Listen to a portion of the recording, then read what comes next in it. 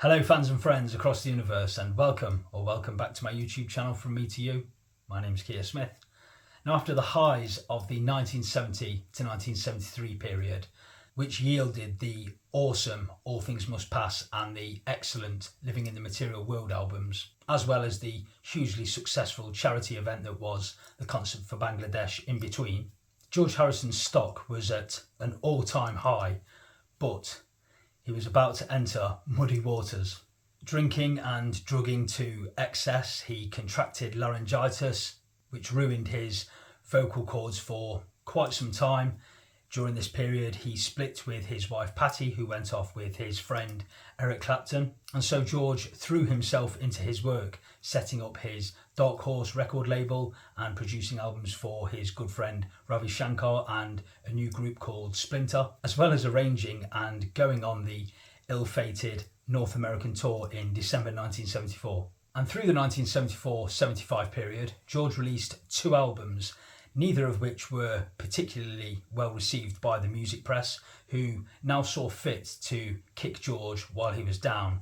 And those albums were 1974's Dark Horse and 1975's Extra Texture. Read all about it.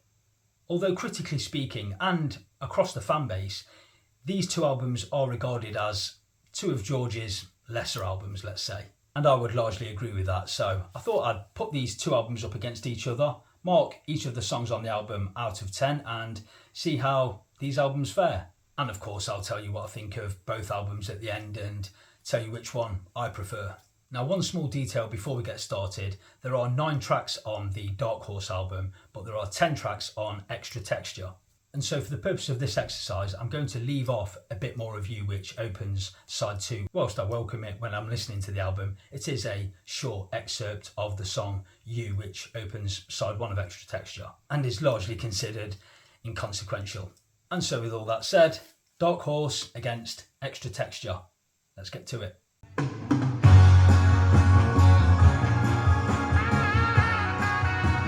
So the Dark Horse album opens with the song Harry's on Tour Express, which is an instrumental track.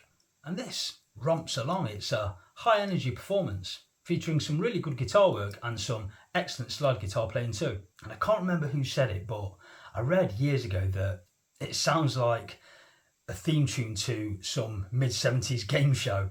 And so every time I hear it, I see this dark stage that suddenly becomes brightly lit and some guy in a suit with short back and sides running down the stairs holding a reading card in his hand. But it's quite an enjoyable piece of music and it's much better than I gave it credit for quite some time. I listened to Dark Horse yesterday and rather enjoyed it, so I'm going to score it a maybe slightly generous 7 out of 10. I'll go with that. But Extra Texture opens with the brilliant single You. This is one of those happy songs for me. The 3 and 4 note guitar motifs that run through the song, the blaring saxophone, which is absolutely fantastic, played by Jim Horn. That fizzes with excitement and I absolutely love that. Jim Keltner plays the galloping drums.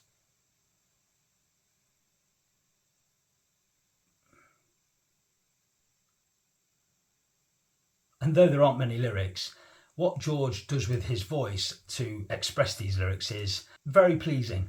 In particular, I really like that part towards the end of the song where George sings, I love you, and all of those, whoa, whoa, whoa. Oh, it's fantastic. I absolutely love You, and I'm going to score it a very strong 9 out of 10. So a big start for Extra Texture there. And coming up next from the Dark Horse album, track 2, we've got Simply Shady. And I remember hearing this song for the very first time without knowing any of the backstory, and I thought to myself, whoa, what happened to George's voice? His voice sounds really strained on this track, but that's in a weird way to the song's benefit, as George tells us about his self-confessed naughty period. He sings, I clung on to a straw that somehow kept me floating while my madness craved for more, and the rest is simply shady. And this is a really good track. I really like the lyrics too, and especially towards the end of this song, there's some fierce lead guitar soloing, but it's buried too low in the mix. But I really like it, and I'm going to give it a strong 8 out of 10. And from Extra Texture, we've got The Answers at the End. George draws inspiration lyrically from the words of Sir Frankie Crisp. Scan not a friend with a microscopic glass. You know his faults, now let his foibles pass. And this is a nice song. Nice piano, nice strings. George sings it relatively well. Don't be so hard on the ones that you love. There's a nice guitar solo in there too, but the song could easily have finished for me around the 3.5 to 4 minute mark. But he drags it on unnecessarily so, I think, and it outstays its welcome a little bit.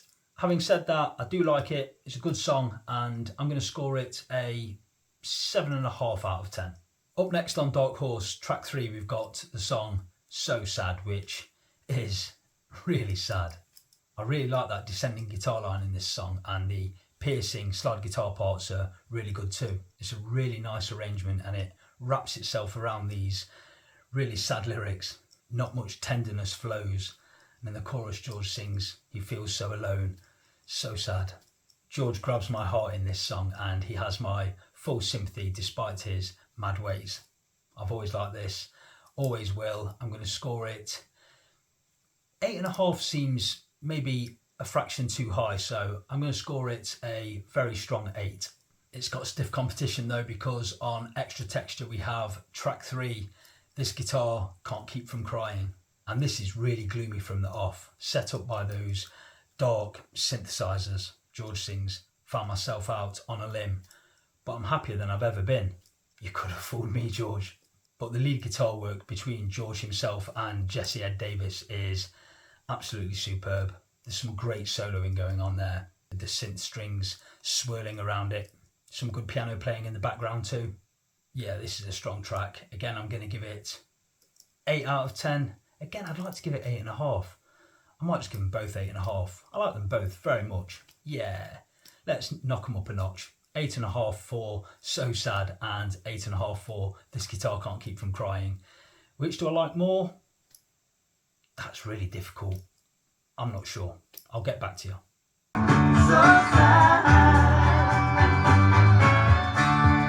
Next up, track 4 from Dark Horse is Bye Bye Love. And this is another song whereby I listened to it yesterday and I thought, this is, again, a little bit better than I've given it credit for through the years, because it's a really good arrangement. There's loads going on there.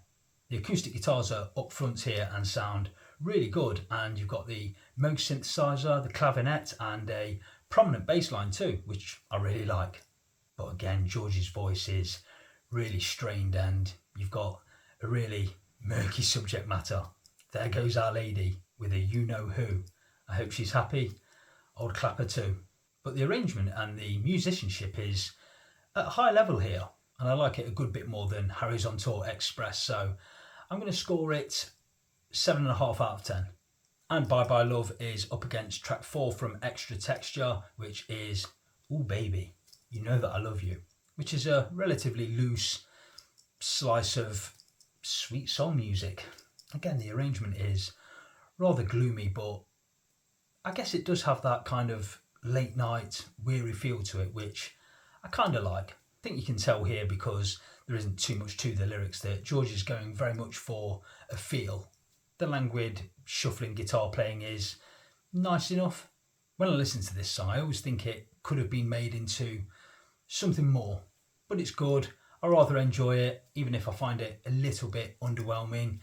I'm going to score it 7.5, and I'm going to give the nod, and I can't believe I'm saying this, because for years and years and years, if you'd have asked me what I think of Bye Bye Love, I'd generally put it down and said, no, I don't like it, or I don't care for it. But having listened to it yesterday and again today, that arrangement really impresses me. Like I said, there's a lot going on there, and musically it's far more advanced than Ooh Baby, You Know That I Love You. So I'm going to give the nod to Bye Bye Love, and I'm going to have to make a decision on This Guitar Can't Keep From Crying or So Sad. And it's so difficult, because I really like both songs for very different reasons. I know for a fact I'm going to regret whichever one I say, so I'm going to go with... My brain's telling me to go with This Guitar Can't Keep From Crying, so I'm going to go with that, which is so sad. So far then, we've got wins for You and This Guitar Can't Keep From Crying from Extra Texture, and we've got wins for Simply Shady and Bye Bye Love from Dark Horse. So 2 each so far, though Extra Texture is winning marginally on the score count. Up next then, from the Dark Horse album, track 5, we've got My Love, which is a really good tune, and George's voice doesn't sound too bad here, and it features some superb slide guitar playing from George too. I've never been a big fan of this song, but I always rather enjoy it when it comes on. It's different, isn't it? And it's one of those songs that only George Harrison could have written. I like it. I'm not too big on it, but I'm going to score it 7.5. And it's up against track 5 from Extra Texture, which is World of Stone, which is a slow, rather dull dirge. Easily my least favourite song on the album. Or is it? Hang on. And George is in a confessional mood here when he sings, "A wise man you won't be, to follow the like of me in this world made of stone." There's not much to this arrangement, and there's not much of a melody there either. It kind of picks up where the Answers at the End leaves off, but merely drags its feet that bit more. You've got the choral vocals that come in towards the end of the song that add extra weight and gloom to the track. I always think he's trying to go for "Isn't It a Pity" from All Things Must Pass, but it fails rather miserably. It's not that it's an awful song or anything like that, it merely drags for me. I think it is a fraction short of what I would call a good song, so I'm going to be a little bit critical here and give it a 6.5.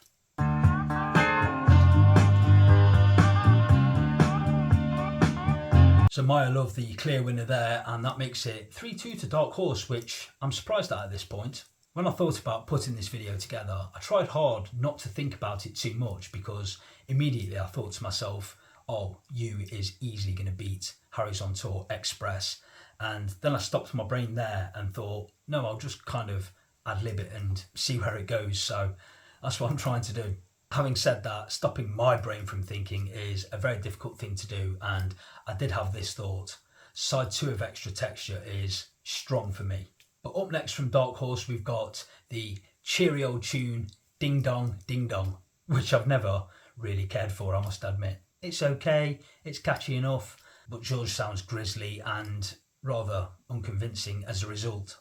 It's probably better than World of Stone, although as a track, an arrangement, a song, it's probably not much better really.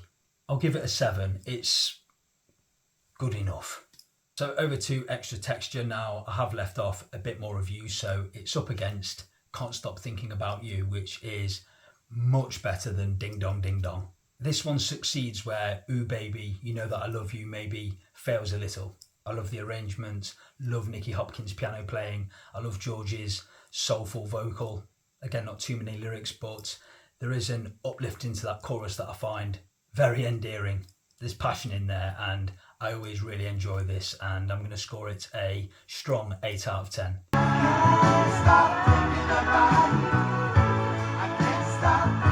So going into the last 3 tracks from each of these albums, the score is level at 3 each. But points-wise, Dark Horse does have a little bit of ground to make up, and let's see if it can do it with the next song, the title track, which is a really good track, really good arrangement, good musicianship. I always think the drums kind of trot along. It's more a light canter than a full-on gallop. But the guitars are really good here, and there's a nice bit of flute in there played by Jim Horn again. I always really like that line when George sings, "I've been a cool jerk," but his vocal sounds really bad here, I must say. It's easy to tell that George's vocals on Extra Texture are a marked improvement from his vocals that are on Dark Horse. And I was thinking to myself as I was listening yesterday, if Dark Horse had been recorded at the same time as Extra Texture and his voice was in some kind of better shape, let's say, then I'd probably be scoring a couple of these songs a notch higher. But I do like Dark Horse. There's a really good song in there somewhere, and I'm going to give it a maybe mildly generous 7.5 out of 10. But it's up against Tide of Midnight Blue from Extra Texture, which is a really good song. I really like the arrangement here, and this song has a really good feel, a good groove to it. I really like the way the rather jaunty verses then kind of recline into that gloomy chorus part made me wish that I'd stayed home alone with you, tired of midnight blue. Great guitar playing throughout this track too. Again, this one could have stopped maybe 30 seconds, 45 seconds before it actually does, but all in all, it's one of the stronger tracks here for sure, and I'm going to give it a strong 8 out of 10. Up next from Dark Horse, we've got Far East Man, which is a good track. I like it. It has that rather cabaret, lounge music type feel to it, I always think. Obviously, George calls out to Frank Sinatra at the start of the track, and that informs the feel of the song, I guess. I like the shuffling guitar pattern here. The horns are nice, understated, decent chorus. I'm going to give it a slightly generous maybe, but 7.5 out of 10. I always rather enjoy it when it comes on, so yeah, I'll go with 7.5. I tell you, these songs have been difficult to rank, and I said I was sort of ad-libbing it as I was going along, and I'm struggling to place these. I am being careful not to overscore these songs because these are two of George's lesser albums, in my opinion, and these aren't great songs. I reserve 9 out of 10s for songs like That's What It Takes from Cloud 9 and Love Comes to Everyone from the self-titled album, for example. But 7.5 it is for Far East Man, and it's up against Grey Cloudy Lies from Extra Texture. And I really like Grey Cloudy Lies, desperately sad as it is. But there's something about the arrangement of Grey Cloudy Lies that fills me with great hope. It's like George is dragging himself out of the mire and marching on bravely.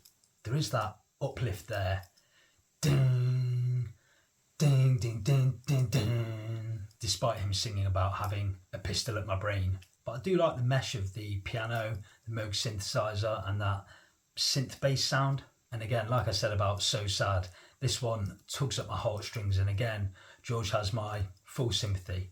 Honestly, I've got a real soft spot for this song, and I'm going to give it 8.5 out of 10. I always think that side 1 of Dark Horse is rather bleak, but side 2 definitely attempts to lift the spirits, and it does succeed to a degree, not least because of the wonderful closing track, It Is He, Jai Sri Krishna, which I think is fantastic. It's bouncy, it's energetic, it's a lovely mantra that you can get lost in, and it finds George happy and reconnecting with his faith, which of course was hugely important to him. And I always think that this is the best sung song on Dark Horse. It's vibrant, it's uplifting. I've always really liked it. 8 out of 10. I always wish that George had done more Indian influenced music across his solo albums, and when I started collecting George Harrison's solo albums, I fully expected there to be a lot more of it. But this one is another Indian flavoured success for me, and it always leaves me leaving the Dark Horse album thinking I like it more than maybe I actually do. And it's up against the album closer from Extra Texture, Read All About It, which is His Name Is Legs, ladies and gentlemen, which is a rather bewildering mess of a track, if you ask me. There's a good song in there somewhere, but I don't think they worked long enough on the arrangement. I don't know, but it just seems that it starts to go somewhere, then it veers off into something a bit odd, and you've got that spoken word part from Legs Larry Smith, which is a bit daft and a bit confusing. I think George was trying to inject a bit of humour after all of that doom and gloom before it, and it goes on far too long too. It's definitely off the wall, but it's a track I've never really warmed to. I do try with it. There have been maybe a few times when I've mildly enjoyed it, but hand on heart, I think it's possibly slightly better than World of Stone, though I'm not even entirely sure on that. I want to score it a 7, but I'm going to have to give it 6.5. I'm curious to know what you out there think of His Name Is Legs, ladies and gentlemen, because as is the case with all Beatles and solo Beatles songs, to each their own, and I'm sure there's people out there who do rather enjoy this track. But anyway, a clear winner there for It Is He, Jai Sri Krishna from Dark Horse. And that closes both albums, so let me take a minute to add up the scores and I'll be right back with you.